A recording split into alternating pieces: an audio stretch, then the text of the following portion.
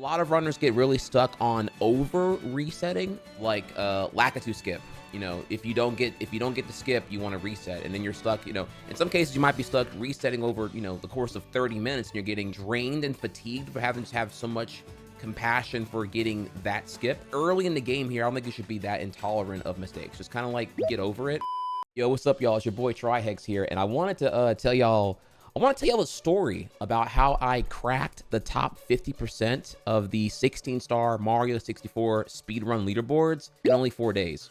Despite being known for playing speedrunning Mario Maker, being top 30 in Mario Odyssey when the game first came out, veteran in the game with, you know, Yoshi's Island, the Mario game that none of y'all have played, but y'all definitely should at some point here. So my first time ever trying to speedrun or be anything above a complete casual in 64 is only this year in 2023 right now. So this is me coming at it completely fresh. So what I got for y'all here today is I wanted to kind of go into a deeper dive of my unconventional methods that got me to crack the top 50% of the leaderboards in such a short amount of time, I would think. I got 6 big things for you here. I valued confidence over technical skill. I worked hard to tame the ego. I utilized feedback from failure. I'm a big advocate for reviewing your speedruns, utilizing data-driven practice, and finally, practicing lateral perspective to make sure you're always working towards the objective you desired and not getting caught in like some superficial ego thing. I know it's a lot of things I just switch it right there. We're gonna break it all down here one by one as we go along, okay? Because Mario 64 is a very resource-heavy game. As in, it's a prosperous community full of talented speedrunners, a very active leaderboard. The game has never not been active. It's one of the most popular speed games out there with over 9,000 active runners on speedrun.com. That led to the fact that I was pointed really quickly when I started to get into this whole thing with the Wikipedia. Because I'm learning 70-star, this is where I was pointed in my direction initially to learn and do. And so for most people, I would say you would probably think, okay, well, this is your route, right? We're going to take 70-star, the 70-star wiki, and we're going to just like learn all that stuff and then bang out a 70-star run. Wrong. No, this is not how I approach it here. The correct thing to do, or how I approached it here, was I take the 16-star route and I do some lab work. I tinker and I figure out like how I figure out what makes me comfortable, and then we go in for the 16-star, okay? But ultimately, the actual route I'm looking at here is we start with the 16-star guide from the community Wikipedia. We do the lab work. We start doing 16-star runs. Then once we are competent enough at 16, we can then move on to learning the 70-star. Do more lab work there, tinker and figure out what works, what doesn't work, and then finally come up here and start attempting 70-star speedruns. In the beginning, I was given a lot of, people were really intrigued by how I approach things very differently. Because again, in the beginning here, I chose to do 16-star speedruns when the wager and the goal was to grind 70. The science of learning yearns that you want to compartmentalize things. Start small, and then once you have an idea and a grasp on a smaller component, you can then add more complexity later on here. Think of it kind of like playing an instrument. You know, you're not gonna like you're gonna learn sections of a song. You're not gonna like try to do a whole like composition when you're starting off very, very new, right? Same thing here. You know, 70 has like a lot of 70 stars, like a lot of things to know: locations, memorization, order, etc. Here, it's a lot to throw at your brain at one time with your memory. And quite honestly, I can't really download more RAM, so it's like you kind of want to start simple and kind of go from there. So 16 is a lot less to have to figure out, and it gives me a chance to like continue practicing and refining movement and optimization and execution, while also slowly getting a grasp on the game feel, so we can then tackle a bigger, more ambitious project like 70-star. Because let's be real here, quick maths. I mean, that's like what, 5 times the amount of shit to remember? It's a lot to throw at yourself here. It will take a number of days to get to that point here. And you might just get a little overwhelmed with the amount of mistakes you'll make if you just go from like day 1 right into 70. All right, so with that, then let's go ahead and hop into the first section here, okay? So tip 1, confidence over technical skill. A lot of people will get really fixated on technical skill, which is definitely a component here. But I think that people look at technical skill as out prioritizing confidence, when in actuality, to me, it's the inverse. Speedrunning is a very emotional thing, and the thing about it is here, you can be super fucking good at the game. That does not necessarily indicate that you feel confident in what you're doing. And what'll happen there is, are you composed? Can you handle your composure under the pressure of being on your best pace ever? Or will you like exit flow state, or will you just choke under that pressure and then you're just gonna, you're gonna crack? This is a very an inevitable situation you have to deal with here. And I think if you instead use your technical skill and prowess to treat the confidence issue, that is going to lead to actually being able to play more consistent under pressure when you're on your best pace here. Confidence is the key to adapting your perspective to gain composure. The only way you're going to really get better at dealing with like being late game, best pace ever, over a minute ahead of your splits and whatnot, is going to be the exposure to that situation. I look at it like, you got to do your reps. You got to do your runs so that you eventually gain more composure under that late game pressure when you're on your best pace ever. All right, so the next tip I have for y'all here is going to be Tame the Ego. So the ego can be a powerful tool that'll give you an infinite determination and dedication to want to get the best run possible, no doubt.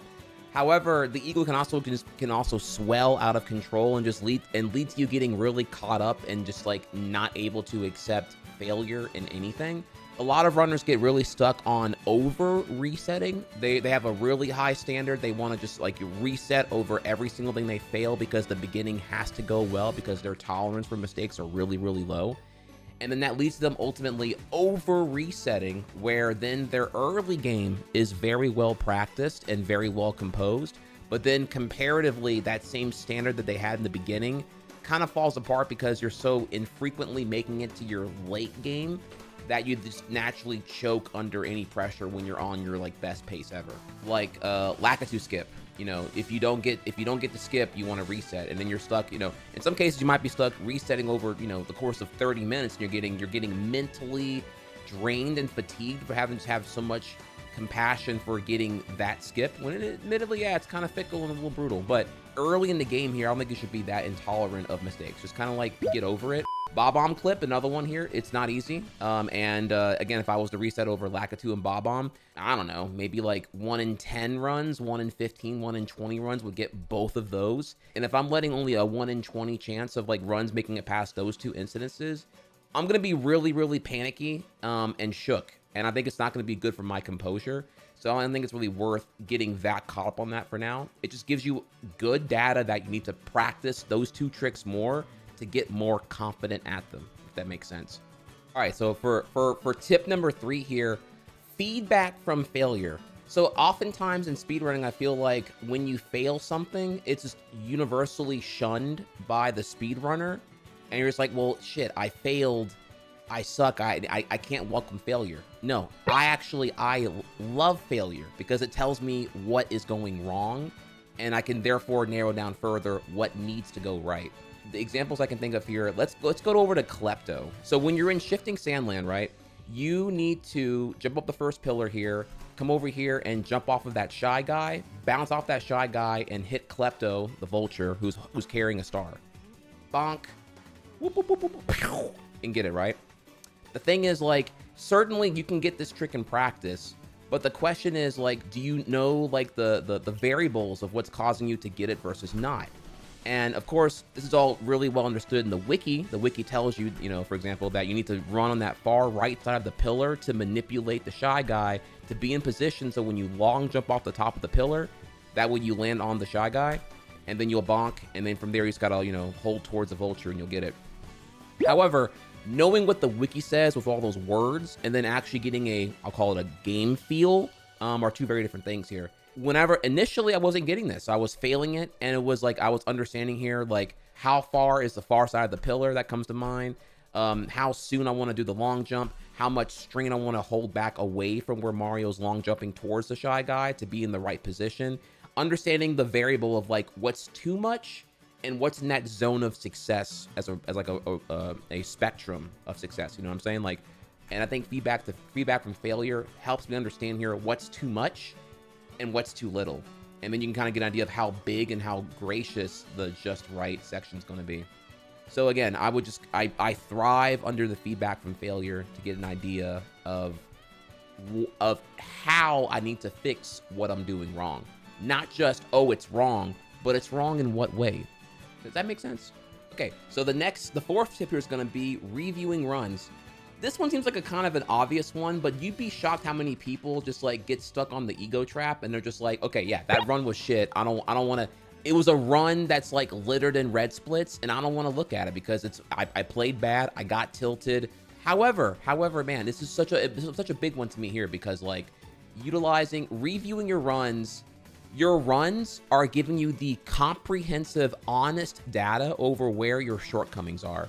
So if you look at runs less as like a measurement of how good you are at the game, but rather free and valuable data over what you actually need to practice and rehearse, it's amazing. You don't have to guess what you suck at. You get an exact idea of what needs work.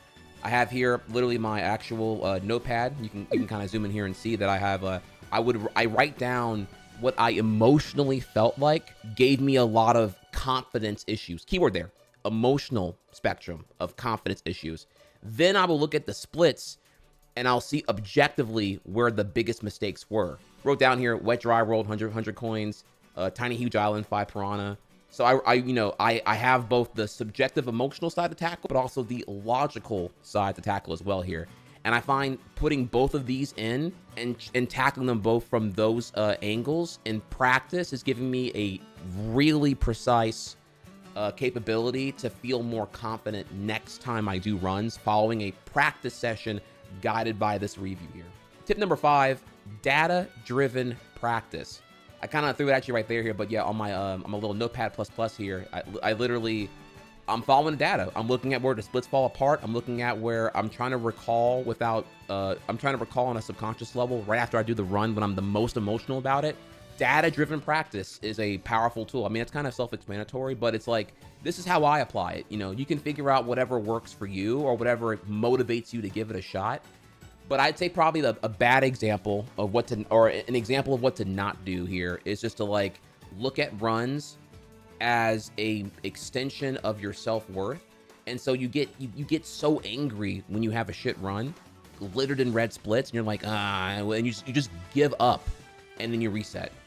Certainly there's temptation to just kind of like cleanse your palate, but that's not going to help you mentally secure a stronger composure under pressure. You gotta be under that pressure to ever get familiar with it, to be able to get more confidence in it, and that just takes repetition to do such.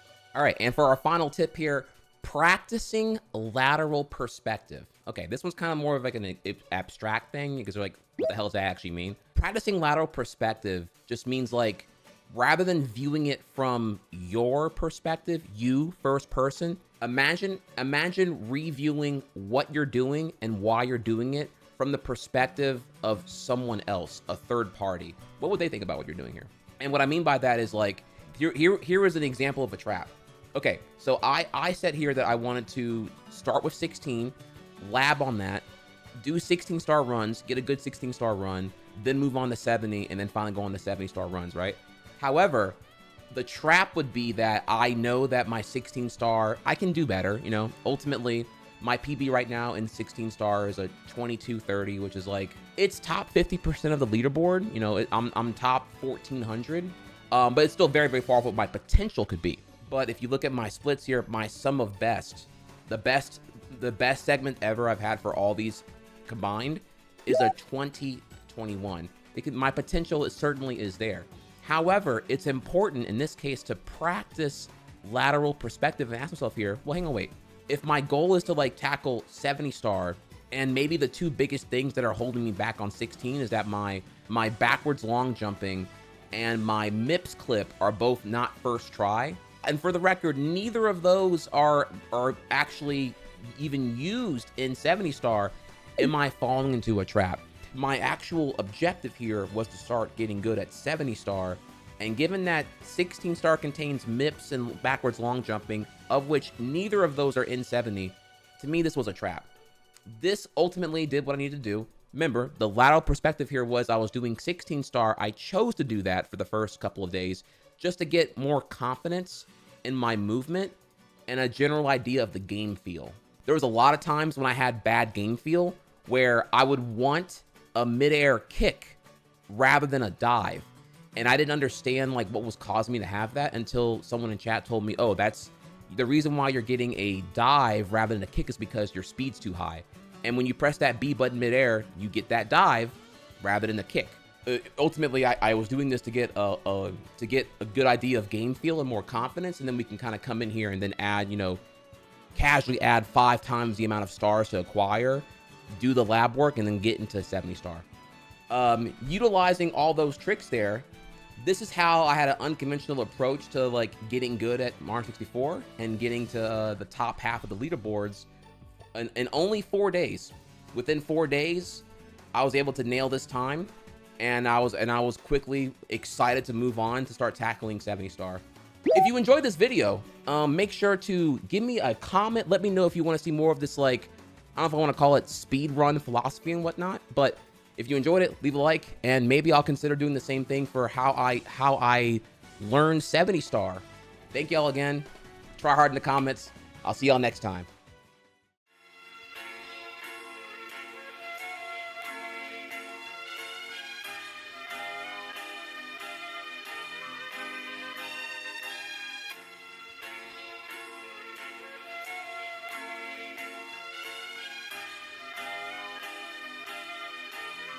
Yeah.